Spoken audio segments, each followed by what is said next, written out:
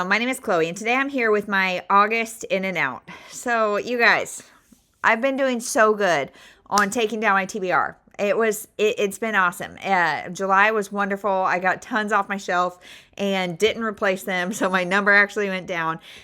This month has not been the same. Now, this does include a library book sale haul. I'm going to combine them because I didn't honestly get that much from the library book sale because I had all of my kids with me, and it's just a different experience with you when you've got all the kids. And so I'm not going to tell you if my TBR went up or down because I have been reading off my shelf. I did my book haul revisit, which was a lot of books off my shelf that I read. And so I have gotten a lot off. So I'll tell you in my August monthly stats and standouts if the number went up or down. But for now, let's just get into these books. I'm not going to talk about any middle grade in this video because my middle grade haul is excessive. And so I will do a whole separate video for my middle grade haul. But for now, let's just get into this August in and out. So if you have not seen one of these videos, what it is I'm going to tell you everything that I'm hauling for the month, as well as everything that I'm unhauling. And the numbers are not even by any means. I'm unhauling 4 and hauling 1, 2, 3, 4, 5, 6, 7, 8, 9, 10, 11, 12, 13, 14, 15, 16, 17, 18, 19, 20, 21. So let's talk about it. So the 4 that I'm unhauling are Caught by Harlan Coben. I read this for my book haul revisit. Just didn't love it. Gonna hand it on. Same with Home for the Summer by Holly Chamberlain. Just didn't love it. Gonna hand it on. Same with Nowhere But Here by Liza Palmer. All of these were book haul revisit books that I did not love. The Nurse's Secret by Liz Lawler. So these are all books that I didn't love. They'll either be on Pango or in my little free library stash. So that's that. Now let's get into the haul. So honestly, I am multiple months behind in watching videos, consuming content. And I just saw Becca from Becca Books and Bujo do her Packet or Pass It romance edition. And she unhauled this book. So I did not haul it from her, but I should have. The Reading Group by Elizabeth Noble. So this is one that has horrible ratings on Goodreads, but it says the Reading Group follows the trials and tribulations of a group of women who meet regularly to read and discuss books. That's really all I need, you guys. It sounds like a women's fiction that's bookish. I don't need more. Over the course of a year, each of these women become intertwined both in the books they read and within one another's lives. And so, yeah, like I said, I'm not scared. I'm a little scared. It's 400 pages and it's got low ratings. Becca blindly unhauled it. We'll see. Then we've got Lisa Unger, Blackout. So this is a little free library find for me, which this one might have been too. I did not do a good job this month of keeping track where I got things, but all of them were either from the library book sale, the Friends of the Library bookstore, or Little Free Libraries, with the exception of 1 or 2. But Lisa Unger, Blackout. So this is a hurricane of a thriller. I have wanted to read her. I have Confessions on a 745, and that's it, I think. But I've heard good things. So when my mother named me Ophelia, she thought she was being literary. She didn't realize she was being tragic. On the surface, Annie Power's life is in a wealthy Floridian suburb is happy and idyllic. Her husband, Gray, loves her fiercely. Together, they dote on their beautiful young daughter, Victory. But the bubble surrounding Annie is pierced when she senses that the demons from an ugly past are gaining on her quickly, triggering frightening and unwanted memories of someone she used to be. A lifetime ago, Annie was Ophelia March, a young girl who fled a troubled home only to find herself in the thrall of a killer, someone who Annie thought she'd left far behind. After a series of disturbing events, the appearance of a familiar dark figure on a beach, and a mysterious man asking too many questions, Annie realized she must piece together her fractured memory to finally make sense of who she was, who she is, and ultimately save herself and her daughter. So this sounds interesting.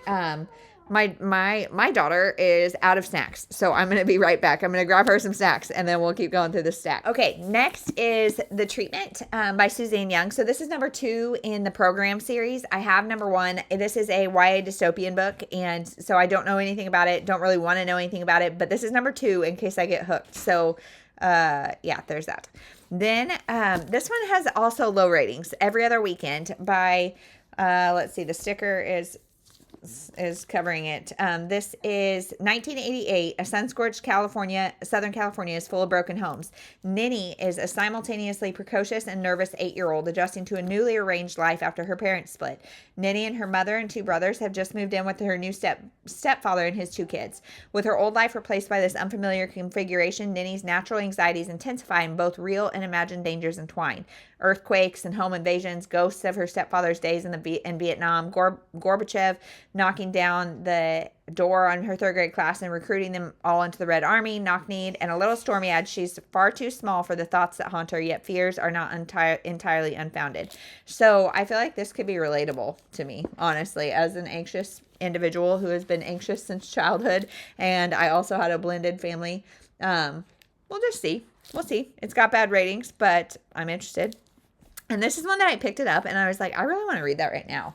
And so when I get that feeling, I just have to get it.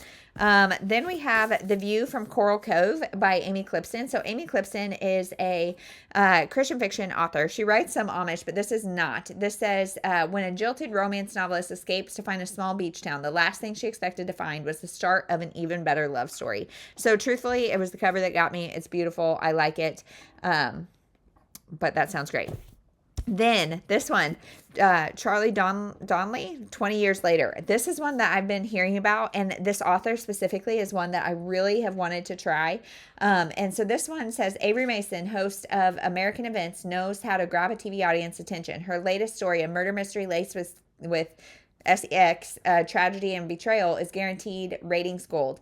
New DNA technology has allowed the New York Medical Examiner's Office to make its first successful identification of a 911 victim in years. And here's the twist.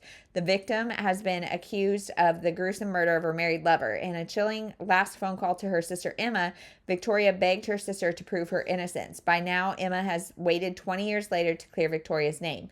Alone, she had no luck, but she's convinced that Avery's connections and fame will help.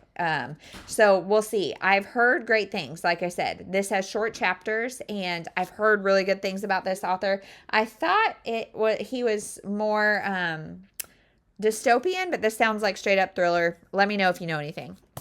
Then we have one that I'm shocked I haven't read, An Anonymous Girl by Greer Hendricks and Sarah Pekkanen. So they are a duo that writes thrillers. I've read everything else by them, and this is, it says, could you tell a lie without feeling guilt? Have you ever deeply hurt someone you care about? Should a punishment always fit the crime? Looking to earn some easy money, Jessica Ferris agrees to be a test subject in a psychological study about ethics and morality. Bad idea, sis. But as the study moves from the exam room to the real world, the line between what is real and what is one of Dr. Shield's experiment blurs. So yeah, I'm really excited about this. Okay, next we have one that I actually won from a Goodreads giveaway. So Horror Movie by Paul Tremblay. I've never read Paul Tremblay, but this is really cool. It kind of looks like a VHS, and it's got like transcripts and all sorts of different things in here. And so I'm scared. I don't typically read horror, but I'm cautiously optimistic. So let me know if you've read this. This is June 1993. A group of young guerrilla filmmakers spent 4 weeks making Horror Movie, a notorious, disturbing art house horror flick. The weird part, only the 3 of the film's scenes were ever released to the public, but Horror Movie has nevertheless grown a rabid fan base. 3 decades later, Hollywood is pushing for a big budget reboot. I'm having a hard time with words. The man who played the Thin Kid is the only surviving cast member. So they come back together, and I think things that like from the movie start happening in real life. I don't know. Like I said, I'm nervous, but excited. Maybe. Then we have Know My Name by Chanel Miller. So this is a memoir of Chanel Miller, who is an assault survivor, and I've heard like this is powerful. So there's that. Then we have We Were Liars by E. Lockhart, another one that I'm shocked I haven't read. This is a YA about like it says, if anyone asks you how it ends, just lie. We are Sinclairs. We live, at least in the summertime, on a private island off the coast of Massachusetts. Perhaps that's all you need to know, except that some of us are liars. So this is a very popular book that I haven't read, and I found it either for free or for 50 cents. I can't remember. Then we've got No One You Know by Michelle Richmond. So this is one I have read Michelle Richmond before and liked some, not liked some. This says Two Sisters, a secret notebook, the truth that will change everything. So all her life, Ellie has been known as Lila's sister until the day Lila, a top math student at Stanford, was murdered and the shape of their family changed forever. 20 years later, Ellie is a professional coffee buyer Give me that job. Who has never put down roots. When in a chance meeting, she comes into possession of the notebook that Lila carried everywhere. Ellie returns home to finally discover the truth about her sister's death. A search that will lead her to Lila's secret lover, to the motives and fate of a man who profited from their family's grief, and ultimately to the deepest secrets even sisters keep from each other. So, I love sister stories. I hope this is great. Then we have The Lonely Hearts Book Club by Lucy Gilmore. This is one that I got on Pango. I did do a Pango order. Maybe that's where I got this. But this one is super water damaged. And so I don't love that. But this says, everybody has a reason to get lost inside a book. Sloane lives a small contained life as a librarian in her small contained town. She never thinks of herself as lonely, but she looks forward to the time every day when old curmudgeon Arthur comes to browse the shelves and cheerfully insult her. The sparring is such a highlight of Sloane's day that when Arthur doesn't show up one morning, she's instantly concerned, and then another day passes and another day passes. She tracks him down to discover that he's bedridden and struggling to hide how happy he is to see her. And yeah, she tries to cheer him up by making a book club. So this sounds great. I've heard mixed reviews, but we'll see. I'm just bummed. This copy is not good. Not good. Then we have The Quilter's Daughter by Wanda Brunstetter.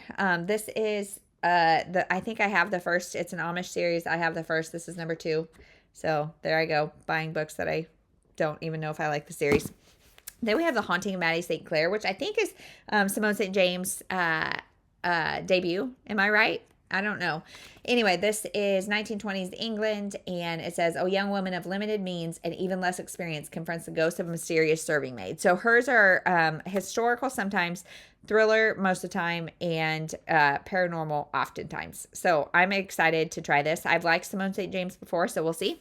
Then we have Sammy's Hill. This one is another one that has low ratings by Kristen Gore. So this is Al Gore's daughter, I think. And this doesn't have a synopsis. Why did I get this then?